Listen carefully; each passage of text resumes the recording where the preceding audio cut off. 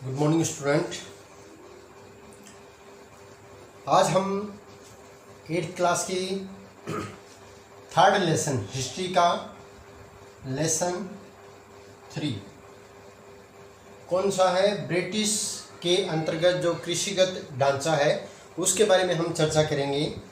सबसे पहले हम ये जानें जो कृषिगत जो ढांचा है वो क्या है, यानी उस समय जो अंग्रेजी काल था उस समय जो कृषि का जो विकास था वो किस प्रकार का था, यहाँ की जमींदारों के द्वारा या मजदूरों के द्वारा जो कृषि कार्य किए जाते थे उसको किस प्रकार से किया जाता था, राजस्व जो कृषि के अंतर्गत आता था वो किस प्रकार सरकार को चुकाया जाता था।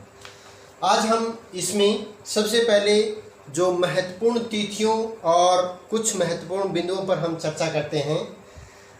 सबसे पहले जो ब्रिटिश थे वो क्या थे, भारत के अंदर किस उद्देश्य से आए थे, व्यापार के उद्देश्य से आए थे, यानी व्यापार के उद्देश्य से वे भारत में आए थे और यहाँ की जो धन संपदा है, धन संपदा को देखकर वो क्या है, चकित रह गए थे और यहाँ उन्होंने यहीं से व्यापारिक जो संबंध है उसको क्या है आगे बढ़ाने के लिए उनकी जो सोच है वो बदल गई थी। उन्होंने वो अस्थायी रूप से आए थे और यहाँ पे अपना जो व्यापार है वो क्या है स्थायी रूप से बनाने की उन्होंने जो है मन में ठान ली थी।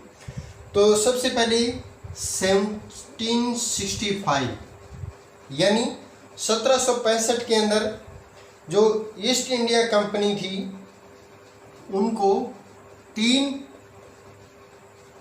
क्षेत्रों यानी बंगाल, बिहार और उड़ीसा, इसकी क्या प्राप्त हो गई थी, दीवानी प्राप्त हो गई थी।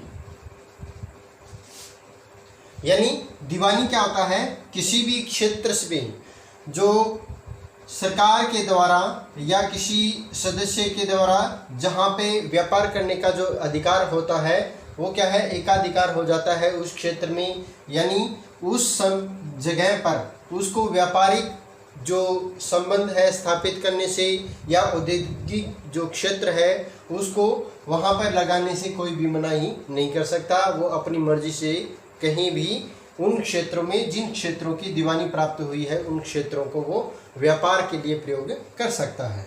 तो 1765 के अंदर 3 जगह बंगाल, बिहार और उड़ीसा को जो है ब्रिटिश ईस्ट इंडिया कंपनी को जो है वो दीवानी प्राप्त हो गई थी। उसके बाद में 1772 यानी 1772 के अंदर भू राजस्व यानी भूमि का जो राजस्व यानी जो भूमि से सरकार को कर प्राप्त होता था, क्या प्राप्त होता था, कर जो प्राप्त होता था, यानी भू राजस्व की जो व्यवस्था थी वो क्या है पंचवर्षीय व्यवस्था कर दी गई थी। पंचवर्षीय यानी 5 सालों की जो है व्यवस्था वो है 1772 में 1772 के अंदर कर दी गई थी। इसके बाद में 1793 में 1793 यानी 1793 के अंदर क्या है स्थायी बंदोबस्त की जो व्यवस्था है वो लागू की गई थी। यानी कर की जो व्यवस्था है वो क्या कर दी गई थी, स्थायी कर दी गई थी। पहले क्या था, जो कर की जो व्यवस्था होती थी यानी कृषि के दौरान जो किसानों से सरकार द्वारा या ब्रिटिश शासकों द्वारा जो कर लिया जाता था वो क्या है दिनों के हिसाब से लगाया जाता था, महीनों यानी 6 महीने के दौरान जो है कर की व्यवस्था थी। लेकिन जो कर क्या था वो सीमित नहीं थे, इसलिए जो कर की जो व्यवस्था है वो क्या कर दी गई थी, स्थायी कर दी गई थी। तो इसलिए जो स्थायी बंदोबस्त है वो 1793 के अंदर लागू किया गया था। उसके बाद में 1822 यानी 1822। अब इस दौरान जो भू राजस्व व्यवस्था थी, भू राजस्व यानी भूमि से प्राप्त कर, भू राजस्व की जो व्यवस्था है वो स्थायी बंदोबस्त क्या कर दी गई थी, महलवाड़ी व्यवस्था। आप देखिए महल का मतलब क्या होता है, गांव। महल क्या होता है, गांव को महल बोला जाता है। और वाड़ी क्या होता है, समूह है, यानी गांव का जो है समूह है, गांव का समूह है। तो ये जो व्यवस्था है भू राजस्व की जो व्यवस्था है वो क्या है, 1822 के अंदर महलवाड़ी जो व्यवस्था है वो कर दी गई थी। इस व्यवस्था के अंतर्गत जो ब्रिटिश शासकों का जो क्षेत्र आता था वो क्या आता था, 30% जो क्षेत्र है वो आता था। अब इसके बाद में 1859 1859 में बंगाल में एक विद्रोह हुआ था। बंगाल में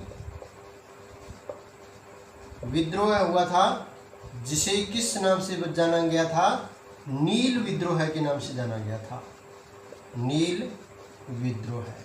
और ये विद्रोह होने का प्रमुख कारण क्या था, जो नील विद्रोह हुआ था उसमें क्या था, किसानों द्वारा जो 1/3 जो भूमि थी उस पर क्या है, यानी आधे से जो अधिक जो भूमि है वो किसके लिए, नील की खेती के लिए प्रयोग की जाती थी। अब नील का जो पौधा होता है उसकी जो जड़ें होती है वो क्या होती है, लंबी होती है। जड़ें क्या होती है, लंबी होती है। और इसको उपजाने के लिए, इस फसल को उपजाने के लिए काफ़ी मात्रा में जो है उपजाऊ भूमि की आवश्यकता होती है, उपजाऊ भूमि की आवश्यकता होती है। इससे जो भूमि की जो उपजाऊ शक्ति है वो क्या हो जाती थी, नष्ट हो जाती थी।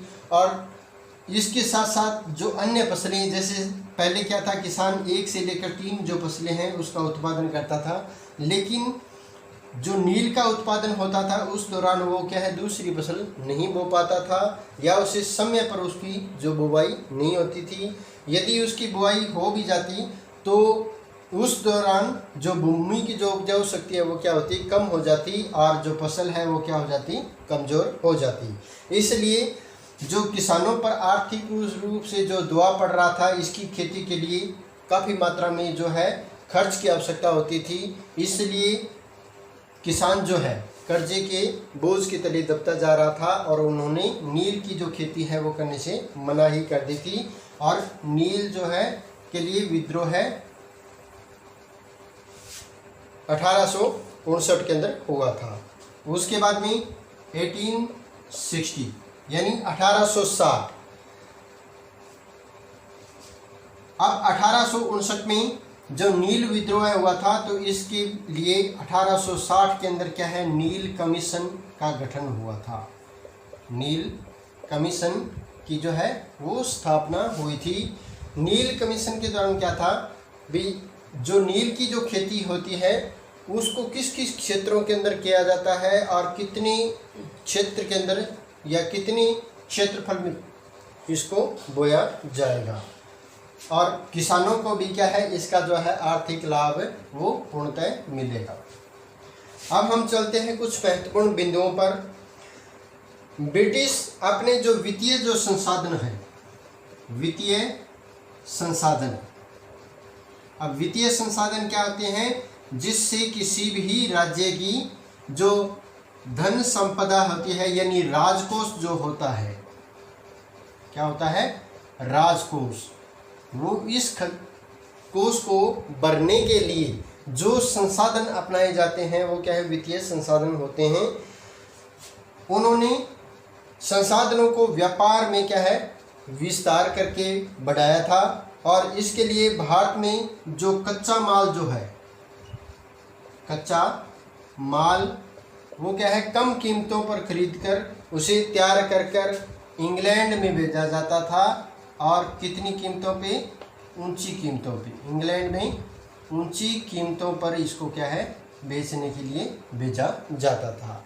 इससे क्या होता था, कच्चा माल क्या है, सस्ता होता था और उसको कम रेट पर वो खरीदते थे और उसको पूर्णतः तैयार माल के रूप में बदलकर और उसको इंग्लैंड भेज दिया जाता था और उसकी कीमतें क्या होती थी, काफ़ी मात्रा में ज़्यादा होती थी। इससे क्या होता था, जो उनका वित्तीय जो संसाधन है, जो राजकोष है, वो क्या है, काफ़ी मात्रा में बढ़ गया था।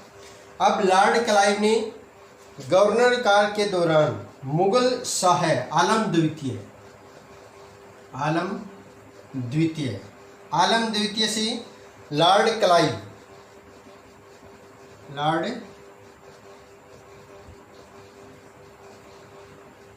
जो क्लाइव थे, उन्होंने आलम द्वितीय से बंगाल और बिहार और उड़ीसा, बंगाल, बिहार और उड़ीसा, इसकी जो दीवानी है वो 1765 के अंदर उन्होंने प्राप्त की थी, जिससे क्या है, उनके वित्तीय जो संसाधन थे वो क्या थे, बढ़ गए थे। इसके बाद में दीवानी के अधिकार जो होते थे, यानी इन क्षेत्रों की जब उसको दीवानी, लॉर्ड क्लाइव को जब दीवानी प्राप्त हो गई थी, किससे हुई थी, आलम द्वितीय से, उस अधिकार से कंपनी के जो नियंत्रण में आते थे, कौन क्या आते थे, प्रांत, यानी जो क्षेत्र इनके क्षेत्र अधिकार में आता था, वहाँ पे उन्होंने अपना जो है प्रभुत्व या अधिकार जो है वो जमाना शुरू कर दिया था। इससे क्या है, गरीब जो किसान थे उनका क्या होने लग गया था, शोषण होने लग गया, क्योंकि कर की जो दर थी वो क्या थी, ज़्यादा बढ़ गई थी। उन्होंने आर्थिक जो लाभ है अधिक से अधिक बढ़ाने के लिए किसानों पर ज़्यादा मात्रा में कर जो है लगाना शुरू कर दिया और उससे किसान जो है वो क्या है, काफ़ी मात्रा में हालात उनके दयनीय हो गए थे। 1822 में जब भूमि राजस्व की महलवाड़ी जो व्यवस्था है शुरू की गई थी, तो वो किस में हुई थी, गांव के अंदर, यानी गांव का एक ऐसा समूह था जिसमें, या इसको एक इकाई के रूप में जाना जाता था। किसके रूप में जाना जाता था, इकाई के रूप में। गांव की एक समूह था, उसे इकाई के रूप में जाना गया था और यहाँ पे जो व्यवस्था है वो महलवाड़ी शुरू कर दी गई थी। इस दौरान 19वीं शताब्दी में बंगाल और पूर्वी भारत में कृषकों के काफ़ी मात्रा में क्या है, विद्रोह हो गए थे। और ऐसा ही विद्रोह क्या है 1859 यानी 1859 में नील विद्रोह के रूप में हुआ था और 1860 के अंदर क्या है, फिर इस नील विद्रोह को दबाने के लिए जो है नील आयोग की स्थापना हुई थी। अब नील की जो खेती थी वो क्या है, दो प्रकार की होती थी। कौन कौन सी, एक तो होती थी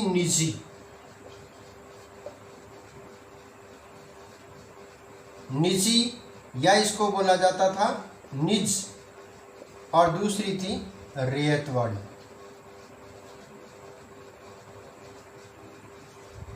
या इसको रेयती बोला जाता था। 1859 में रेयतों ने क्या है आपस में हाथ मिला लिया था और नील की जो खेती है करने से उन्होंने क्या है मना कर दिया था। और 1917 में 1917 में महात्मा गांधी जो है, महात्मा गांधी वो कहाँ से लौटे थी, दक्षिणी अफ्रीका से। दक्षिणी अफ्रीका से वो भारत आए थे और यहाँ पे आके उन्होंने क्या है नील के जो किसान थे उनकी दयनीय जो हालत है उनको देखा और उनके पक्ष में उन्होंने क्या है आंदोलन शुरू कर दिए थे। और एक कृषि की गुहार पर उन्होंने क्या है चंपारण आंदोलन का आरंभ किया था। चंपारण आंदोलन की शुरुआत की थी।